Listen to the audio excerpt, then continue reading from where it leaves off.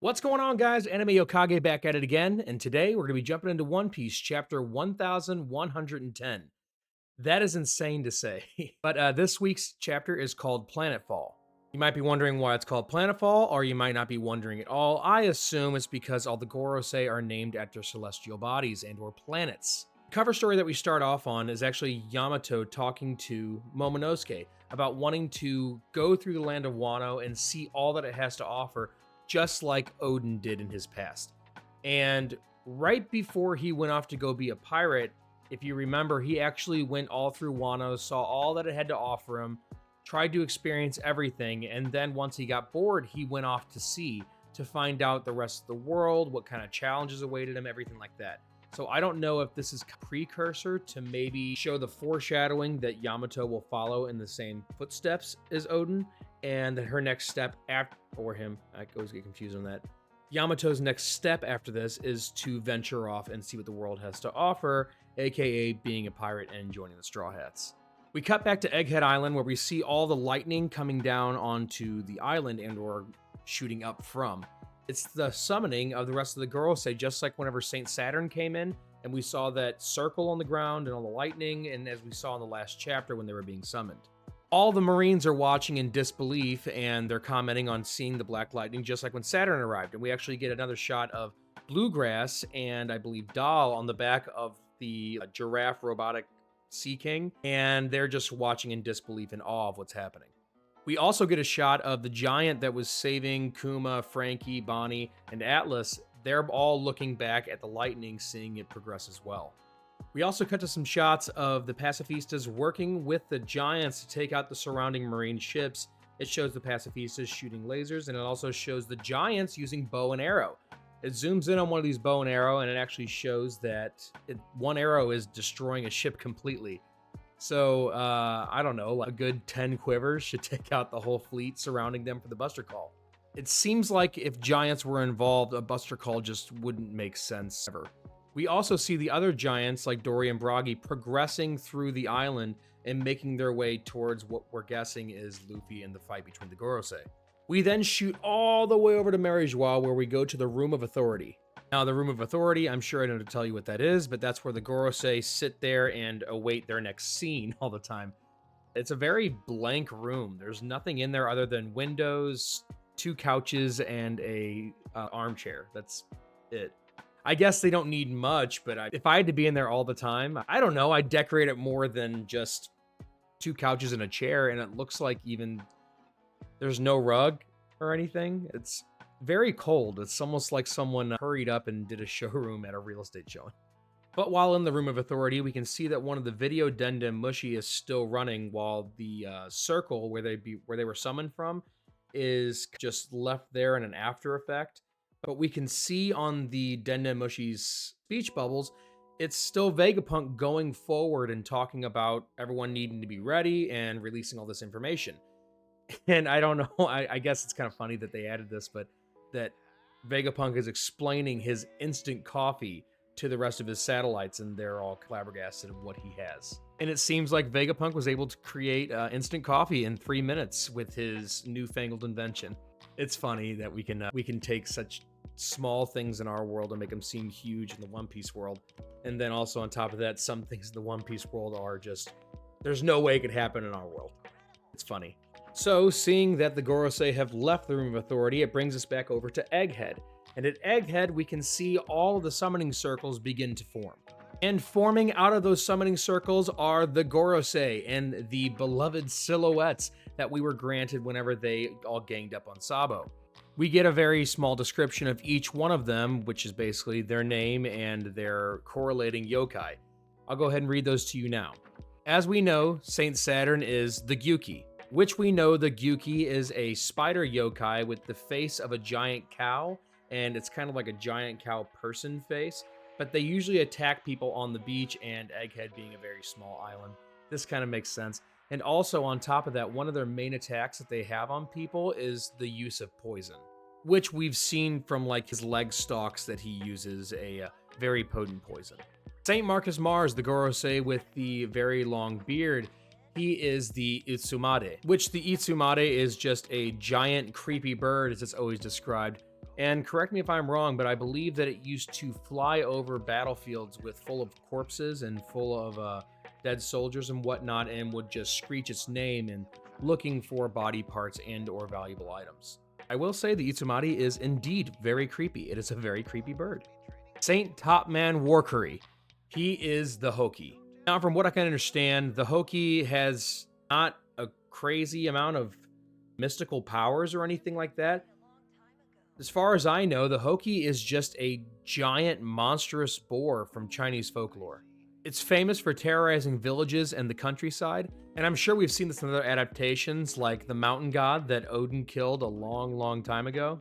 Whenever he took his swords and cut it clean in half, that was a giant boar terrorizing the mountainside. Or even in Dragon Ball, which I started picking up again ever since we lost Akira Toriyama-san. There is a creature in there called Inoshika Cho. Yes, Inoshika Cho, just like Naruto. Inoshika Cho in this adaptation is a large boar that terrorizes villages and has some kind of butterfly wings on its back there's something like that. But Inoshika Cho is actually a boar that terrorizes the villages and the countryside. He's not a crazy enormous boar. He's a very big boar, but nothing along the lines of the mountain god or any kind of monstrous boar. He is just a boar who terrorizes the villagers, and it has Tien and Chaosu actually use Inoshika Cho to terrorize a village. They play it off. It's a scam. And since Inoshika Cho is with them, they act like they capture it, and then the village pays them, and then they move on. So just a big mean boar. Next, we have Ethan Baron Venusjuro, which is the speculated samurai from Wano and or the opponent in the future that Zoro will be facing. Now, Venus takes on a very odd yokai called the Bakotsu. And I'll read this straight off for you. The Bakotsu is a skeletal yokai that is said to be the spirit of a horse that burned to death. So a giant undead horse, I don't know why it gets giant, but it is, I guess because it's yokai. It's a giant undead skeletal horse that, as we'll see later on the chapter, has a little bit more powers that it can tap into rather than just being a big giant horse. And last but not least, the largest of the yokai from the Gorosei is Saint Shepherd Jupiter. And I really like how they did Jupiter. I guess it just slipped my mind in the past of how much I like that. It's Jupiter, like Jupiter. I don't know. I think it's a clever way of putting it. It actually sounds like a real name. But he is the sandworm, and that's spelt with W-Y-R-M. If you play any fantasy games or look back into historical text, you see that dragons, a lot of the time, ones of not the flying variety, are usually described as worm, like worm. And I'll read directly what this is. A sandworm is a mythical serpent or legless dragon that appears in numerous modern fantasy franchises. It could also be related to similar creatures in works like Dune. Dune is a very popular movie that is out right now, Dune 2 actually, and it shows sandworm being a monster of the desert and also a mode of transportation for a lot of characters in that franchise. Regardless, if you've seen any kind of fantasy or played any kind of RPG game or anything like that, you have seen a kind of sandworm at one point or another. It's probably the most notorious creature that would be in a desert setting. But with all these Gorosei arriving, they have one job, and it is to stop that broadcast. And we see Luffy actually freaking out, going, "There's 5 of you?" I can only imagine the surprise that he's getting right now after having to fight off Kizaru and Saturn, and that kind of being a handful for him. And now there's 5 other ones going to fight him as well. But Luffy has a lot of backup on this island. After showing what all the Gorosei are and the correlating yokai, we get probably one of the coolest double spreads that I've ever seen in One Piece. And I guess because it's so satisfying, because we've been wondering what these Gorosei have looked like for a very long time now, but it shows each one of them in a monstrous pile of yokai facing off against Luffy. You know, he's in gear 5th down the bottom, but he just looks like a little speck on the ground. Now, looking at these catastrophe-style monsters, we don't know how powerful they all are yet. We don't know if each one of them has regeneration, even though I'm assuming they have regeneration. They do all have the awakened, like, steam black cloak over their backs. But all these being mythical zones and or being just straight up yokai, we actually don't get any confirmation that each one of these Gorosei have eaten a devil fruit. It simply states that they are who they are, and they are those yokai. It doesn't say the holder of the spider fruit model Gyuki. It doesn't say anything like that. It just says what they are. I'm beginning to think that these Gorosei might be primordial creatures along with Imu before the devil fruits even became to be. As we know that devil fruits are born from dreams, but in order for something to be a dream, it has to be gone. And if these mythical zones aren't dreams, it's because they are still here. They have never left. And that would explain the mystery behind how long these guys have been alive, what they've all seen, how they know what Joy Boy was from the past, how they know the power of the Hitonomi model Nika Sun God. It's a crazy theory, but I really don't know if they're devil fruits rather than the primordial beings themselves. But they had been watching this battle from the Room of Authority, and also we saw that they have some sort of telepathy ability with one another. They all have jobs and they get right into it. They don't even announce themselves, who they are, have an introduction, we're here to stop you, anything like that. They all go into action. The most notable one right off the bat is Venus as the Bakotsu.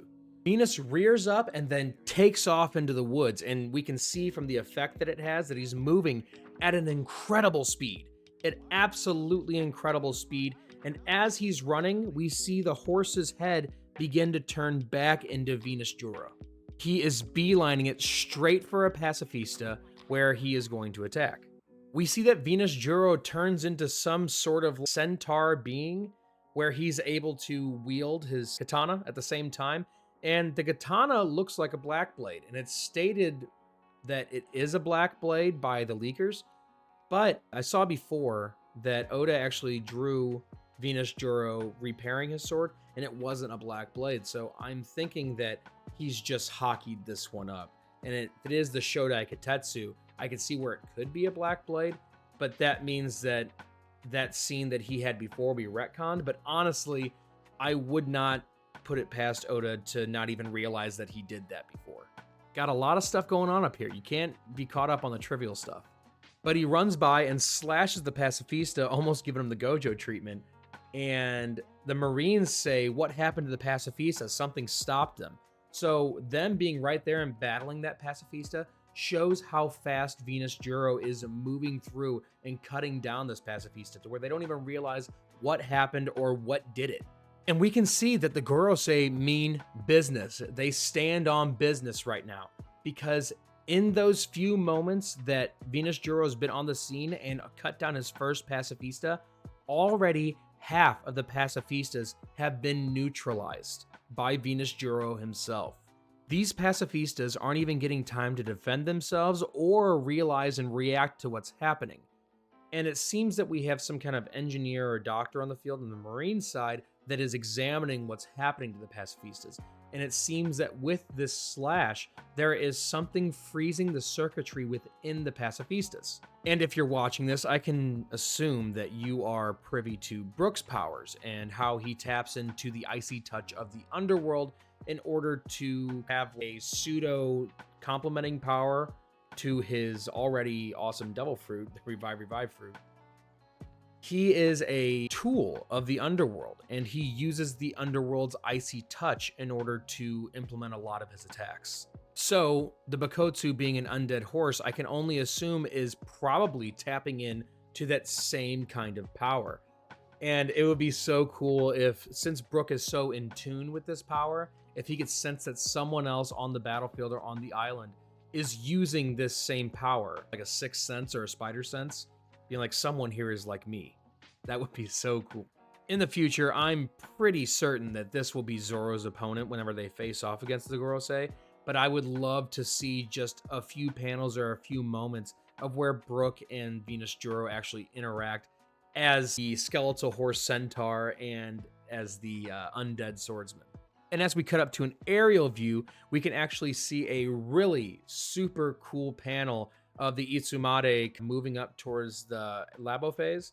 And as it's looking down from that aerial view, we see the encircling coast of Egghead and this trail of pacifistas being cut down one by one by one by one. It looks like if you were to see aerial view of a car driving in the desert and you see all that smoke up in the air because it's moving really fast. It looks like that going across the entire line of the coast. And I'm guessing that that smoke is probably actually like undead mist ice stuff. It's really cool design, and I'm loving where he's taken this. But the Marines point out that this is an excellent opportunity to go after Bonnie, because Venusjuro's taken out half the pacifistas on the island that are attacking them. If they get to Bonnie and they're able to make them stop, all of them get shut down at once. And if they're able to control her and maybe take that authority chip or anything like that, or the authority from her, then they control the pacifistas again. Sanji sees the Itsumade flying up into the air towards the Labo phase, and he contacts Nami and says, whatever you guys are doing, you need to run right now. We have no idea what we're up against. There's a literal monster flying up there. You need to run. Forget about anything else. Get out of here. We see the Itsumade fly down into the force field laser shield that is up, and there's a big explosion. It doesn't show if the Itsumade got through it in this panel, but it does show that there was impact. Another panel down, and we see Venusjuro is still continuing to cut down the pacifistas. And in the time that he got there to the next couple panels, I'm sure that's only a few minutes or even a couple tens of seconds. If they let this go on much longer, there's going to be no more pacifistas on the island. We then cut back over to Luffy and the remaining Gorosei, being the Hoki, the Gyuki, and the Sandworm, or Saturn, Warcurry, and Jupiter. We see that the next attack is actually Jupiter burrowing into the ground. The Sandworm is digging into the ground, and Luffy notices this and announces it. It's digging into the ground like a worm. Then we get confirmation that Usopp and the rest of the crew, like Nami and all them, has heard Sanji's plea that they need to run. And of course, Usopp isn't going to disappoint Sanji. He is going to oblige, and I guess he'll run right now. He'll go if they really want him to. But Zoro and Jinbei still aren't back from their fight with Rob Lucci. Usopp is showing that he's useful again, and he used his bamboo shoot pop greens to shoot in front of the Sunny and stop it from moving down that icy, slippery slope that Brook created so they could move it. It's been a long time since we've seen back that they were gliding down the clouds and almost going to crash if they couldn't stop themselves, but it looks like Usopp was able to handle it. And some dialogue from Jinbei says that it looks like the situation is getting dire. If Zoro isn't done with this fight yet, I'm going to drag him back by force. We have to leave. And as Jinbei is saying this, we cut over to possibly one of the most unnecessarily long battles that we've seen in a long time. It shows that Zoro is still fighting Rob Lucci, and Jinbei is reporting back to Sanji saying, I found him, but they're still fighting right now. And finally, Zoro gets kicked into gear when he hears Sanji over the Dendem Mushi say, Mosshead, what a burden. And getting called a burden by number 4 in the crew isn't going to go very well with Zoro. But I can guess that they're both getting fed up with fighting, because they're both talking about the strange hockey that has emerged on the island and how they're both more focused on that than the fight, that it's cropping up everywhere. And isn't it tempting to go find this source of hockey? Rob Lucci and Zoro both. So Zoro being fed up with what Sanji said and Rob Lucci trying to finish this, they both pull out a different attack. They pull out Spotted Handgun, which is like a Gatling finger pistol from Rob Lucci. Zoro actually pulls out a new named attack, 3 sword style Hahava Hunt Spotted Leopard. And it's kind of funny. All these attacks just have Zoro going like this and just going through his opponent every time. I don't know why he comes up with these names for every single one. They're vastly different. I guess he has to, but it's just funny how each one looks the same. Pretty much every finishing attack has been him slicing through and ending up behind them with all 3 swords. But here's a little reference on Hahava. Zoro's move references Kokuba or Hahava, which is the coldest hell in Buddhism. So keeping his King of Hell epithet, it's really cool to see him adding in things from other religions, other hells and stuff. And I believe, what is that, like 3 religions that he's referenced with the Ashura, Hahava, and then just King of Hell. I guess hell is just Christianity or Catholicism. I guess it's 3. I could be wrong. I don't know. I'm just a guy that reads it. But Rob Lucci is down. He is down finally, and he is down and recorded as the longest, hardest low diff we've ever seen in this verse, I think. That fight went unnecessarily long from what we've seen Zoro do in the past and do to other opponents. This went way longer than it should have and way longer than it was supposed to. I will add, though, he never even put on the bandana, and he never did any three sword style moves until the very end finishing attack. So I'm pretty sure he wasn't taking it seriously, or he was just testing out Rob Lucci. But I do believe this was the worst time to test somebody out in a battle of attrition and to know them better. It's the time, you're going against the clock. It's not time to do that. So, seeing that Rob Lucci is down, we cut back over to Luffy, and he's in a little bit of a predicament because, as you remember, the sandworm was digging down and now it's coming back up. And it's actually coming up underneath Luffy to try and eat him whole. As we've seen when Gear 5 Luffy has been eaten in the past, eaten by Kaido, it doesn't turn out well for whoever ate Luffy. But he doesn't even have to show off his attacks here because to the rescue is Dory and Broggy. And they actually use a new named attack, Child of the Sawing Sun. And Elbaf is really big on the sun god Nika, so it's cool to see some named attacks come from the reference of their beliefs and their religion towards the sun god. But Dory and Broggy do this scissor slice attack with the axe and the sword that basically cuts the sandworm into 3 different sections and cuts out Luffy from being eaten by the sandworm. And Dory and Broggy, it's weird. They're not even phased by seeing these monsters or the monster that they just cut down. They just immediately go into, Luffy, it's what a nostalgic face. We couldn't wait for you anymore, so we came to save you. It seems like super high energy and bubbly and joyful. Joyfully? The word? I don't know. Joyous? We'll go with that.